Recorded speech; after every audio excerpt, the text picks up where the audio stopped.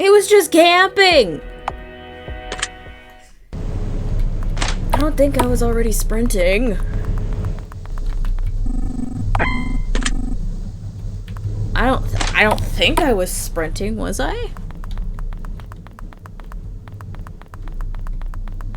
Doesn't look any different. Go down.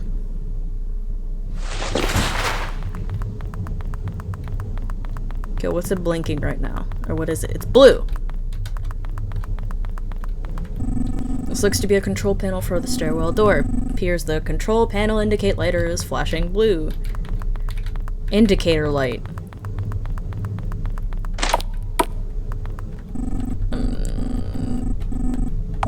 You screwed me over!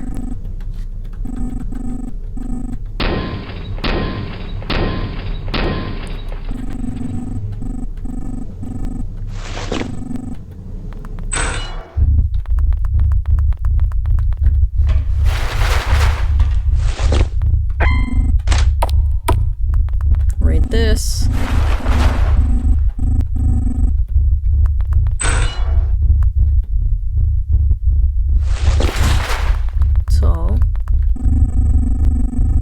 The instructions say, in case of lockdown, please consult the control panel next to the stairwell door. If the control panel indicator light is flashing blue, flip the blue switch on and all others off. If the control panel indicator is red, blah blah blah, yes. Flashing blue. Gotta turn blue on and the rest off.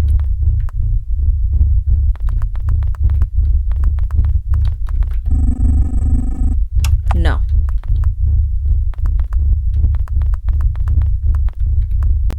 I can hear him.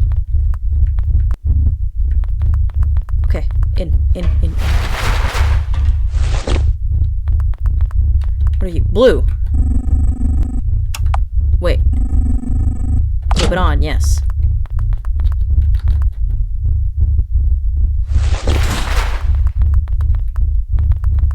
Okay. I think the red was off.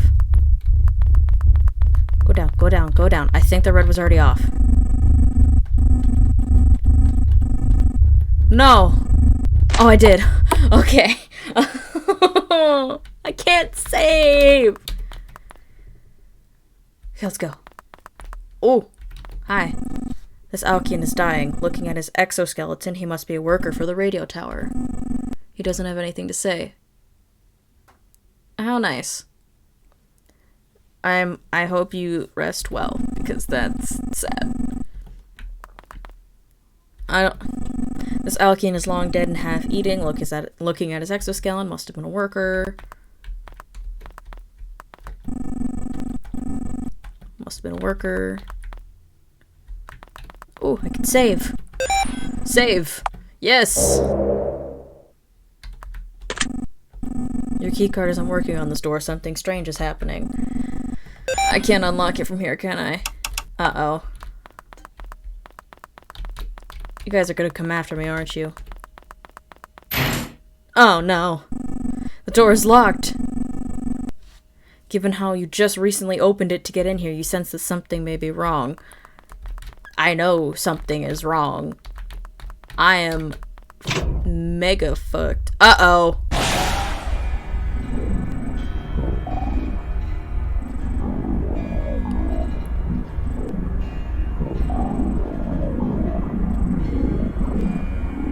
I don't know what you're saying! Your keyboard's smashing. Listen, Stan Twitter. I think you were saying something about why I'm locked. Oh. I was not locked. This is the radio equipment. The box should include a receiver and a transmitter. We finally made it. That noise. Something tells you it sounds a bit different than usual radio static. You've been told it's never happened before, but could it be a signal from another planet? You decide to put your earpiece auto-translator. It is a message from the Search for Extraterrestrial Intelligence, also known as SETI.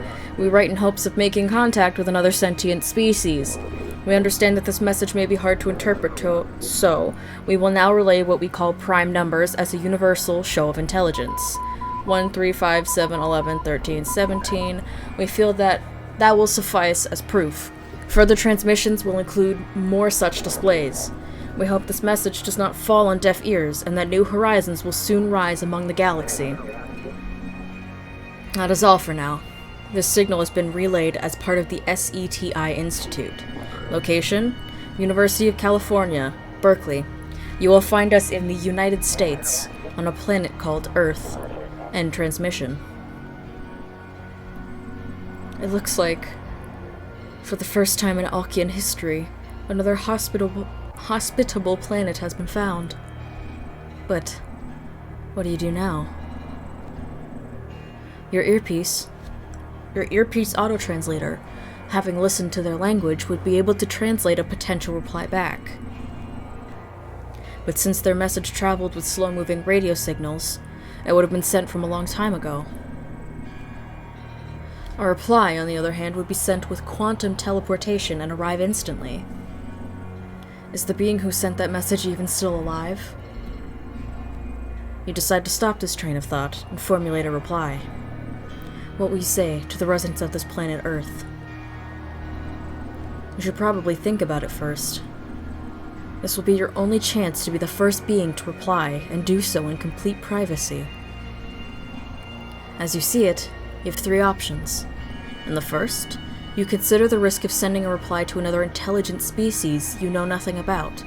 No matter how good our translation is, you don't want our message to have any chance to be misinterpreted as a declaration of war.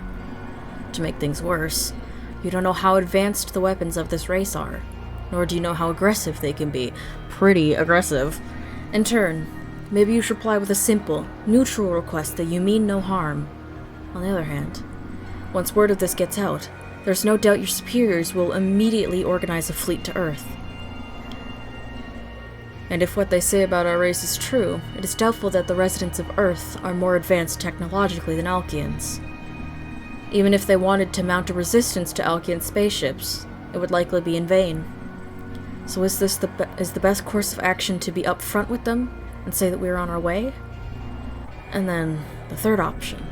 By that same coin, knowing that Alkians would try to mount a takeover of this Earth, this could be your only chance to keep this secret and prevent the residents of Earth from being wiped out. Come to think of it, there's a great chance that the society on Earth is better than the one on Alkia. You've lived your entire life under the thumb of a 003 class, always doing their bidding. And recently you were just sent in to face certain death. Does such a thing also happen on Earth? Yes! Are there beings allowed to flourish and given freedom no matter their rank? You think that's not impossible? So, should you send a desperate plea for them to never reply, or send another message again just so your superiors can't see that they exist? You should figure out what to say soon.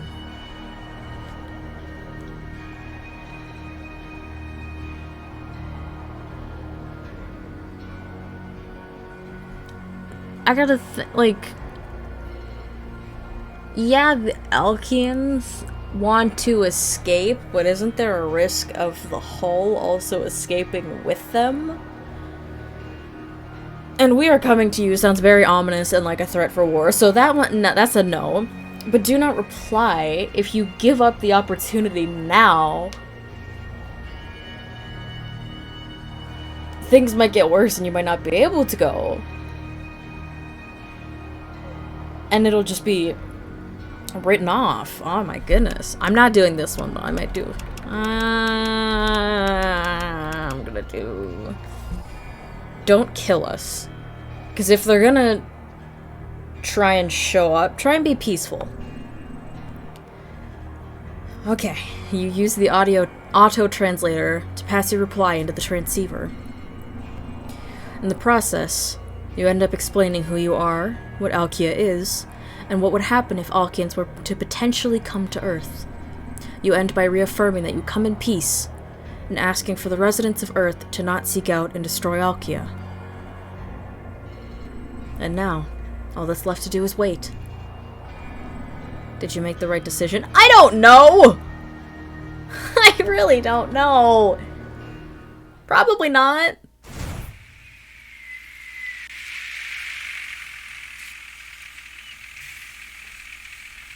I mean, the game's called Cohabitation, so maybe I did.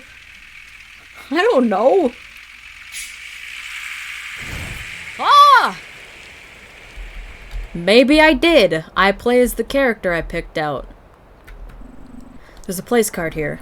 It says Berkeley SETI Research Center, University of California, Berkeley. Ooh, the grass sounds so weird. Can I sprint? Whoa. What did that say? Oh, this leads to the other buildings on campus. Better not get off track for now, though. This way! Oh. I guess I gotta go back in the building. I thought I was coming out. The bus was late again. Your boss is not going to be happy. Better not be any more late. Ooh, you look sketchy. I don't know what it is. It looks like you're wearing a hoodie. And on the spirit of this anniversary... Ahem. You can sense how annoyed Professor Elias is. I feel it is appropriate to recall where our organization, the Search for Extraterrestrial Intelligence, began. See, 50 years ago, we sent our first radio message into space. It went a little like this. This is a message from the Search for Extraterrestrial Intelligence, also known as SETI. We write in hopes of making contact with another sentient species. We understand that this message may be hard to interpret, so we will now relay what we call prime numbers, as a universal show of intelligence. And so on and so on. What fools we all were. Back then, we haphazardly sent English and Morse code alike without a regard for whether or not we would be understood.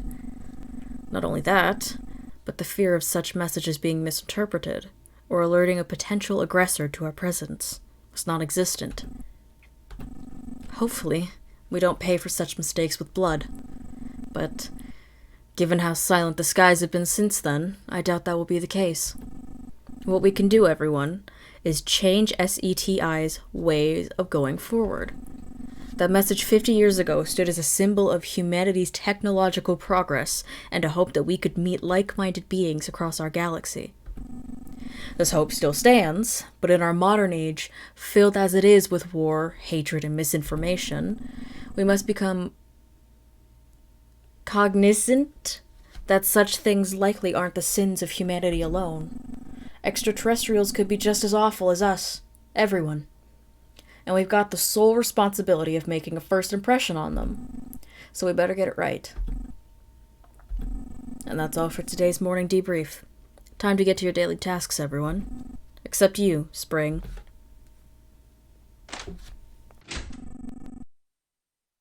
It took you damn long enough. Spent your sweet-ass time cleaning your ears, huh? The bus was late. It was. That's what you say every time. I'll have you know, Spring, what we do here is serious work. And we have no room for people who aren't serious about it. Listen. The grant that covers salaries for research assistants like you is up for renewal next month.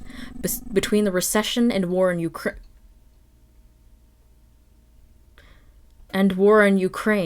Uncle Sam is giving less and less money towards searching the stars. Someone here must get on the chopping block sooner or later. And let's just say slackers are first in line. So get to it, Spring. Prove me wrong. You're on receiver duty for today. I moved the equipment into the room to the right. And this goes without saying, but don't mess this up. Even a deadbeat like you can handle the receiver. It's not like we've ever heard anything from it. You a bitch. I'm not getting paid enough for this.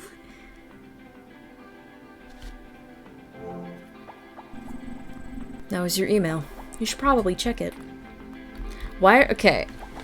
I get tasteful area rugs. These seem kind of stupid, but alright. You take a look at your computer. Well, let's start by saving the game. You have one new email. Reading first email to Spring from Gerald. Subject, hoping you didn't forget. I hate to use your work email like this, but you didn't say anything this morning and I wanted to remind you, it's our 3rd year anniversary. I would love to do something special tonight. We don't have to go out or anything. Maybe I can cook and you Venmo me for the ingredients in return. Hee hee. Let me know what you want me to make. Love, Gerald. What will you reply with? Oh, I love a good pasta. I don't like... Oh, dumplings slap, though. I'm always good for a takeout. I don't like meatloaf. Are we talking white people tacos or authentic tacos? Because white people tacos... Mind you, that's all I've ever eaten. I don't know... Oh, I'm hitting my thingy. I don't know if I'd be in the mood for that. But dumplings can also be botched. Pasta. Let's go with pasta. Your reply has been sent. Because why not? You can never go wrong with pasta. This is the radio receiver. Time to go through your checklist, just like every other day. First, you must turn the receiver on. It produces a harsh hissing noise, as always. Next, you have to check the dials and buttons that control where the receiver is aimed. Unsurprisingly, everything is normal. It's not like someone would sneak in here at night and press all the buttons. Next, you must run a command in the terminal to pick up any outside signals of a certain frequency. Now it's time to test those frequencies. 980 megahertz, nothing. 981 megahertz, useless noise. It's looking like today is another boring day of listening to static. You're getting hungry. Can't stop thinking about dinner with Gerald tonight. You decide to get back to work. That was the next frequency to test. Must be 982 megahertz. Not kill us. Was that a message? It sounded like they were speaking English, but they didn't sound human. Still, this must be some sort of prank, right? Or an accidental intercept from Earth? Our interceptors seem to be aimed and tuned correctly for outer space. And the terminal was given the correct commands. What on earth is going on? You decide to amplify the signal. Please, do not kill us. My name is XM0-124. I live on a planet called Alkia, and am communicating to you in your language via a machine-learning auto-translation system. For now, I'm the only Alkian who is aware of your existence. On behalf of my entire race, though, I'll say this. We come in peace. Us Alkians have our problems, sure, and as a low-class one, I know that best. But I'm sure even those like my unit manager can be convinced to mean you residents of Earth no harm. I'll get to the point. Our planet, Alkia, is home to not one, but two sentient species. There's us, the Alkians. We're peaceful plant eaters. They're vegans! And then there's the Hull. They live solely off eating us. So as you can imagine, finding a way to escape our planet has been a goal of ours for a long while. And now that we know that your planet can support life too, I'd imagine many Alkians would want to set a course for a spaceship in your direction. I hope you see what I'm getting at. I don't want this to seem like we will take you over or anything. We just need a place to peacefully live. Planets are big, right? We hope there's enough space on Earth to share. And in return, we are happy to share our technology and knowledge. Doesn't sound so bad, right? Given how far away your planet is, it will take about 3 million Alkian rotations for our ships to reach you. And our days are really long, so even though I'm not sure how that translates to Earth time, I just know it'll be a long while. So let this stand as proof of my goodwill. If we really wished harm upon you, I wouldn't take it upon myself to let you know beforehand that Alkian spaceships might be coming your way. Also, I should note that I'm communicating with you via quantum teleportation. I'm a lower class Alkian, so all I know about it is what I skimmed from records, but I think it works by using quantum bits that have been entangled between our planet of yours. That happen to be located near our radios. The bottom line is, we can now exchange information instantaneously. Just send a signal in my direction like you would any other, and our technology will do the rest. If you can hear me, resident of Earth, please let me know if you have any questions. I want nothing more but for both of our species to live and prosper. If the residents of Earth would rather kill us than share their space, then so be it. I can do everything in my power to convince my higher-ups that your planet is not to be tampered with. Additionally, I'll try and check in later if you would rather respond at another time. So until then, this is XM0-124, checking out. Remember, please don't kill us. What was that? Was it some sort of prank? Why the hell would it be a prank? Alright, I'm gonna love you, hun, but why would it be a prank? The message seems to have no discernible source, which would make sense if it was sent via quantum teleportation, whatever that is. And the frequency is spot on for a wave that comes from hundreds of light years away. God, this is all real, isn't it? You're the first human to ever hear a message from outer space. What did the message even say? Alkia, quantum teleportation, a potential space fleet flying towards Earth? None of this makes any sense. I begin to feel dizzy. And I pass the fuck out.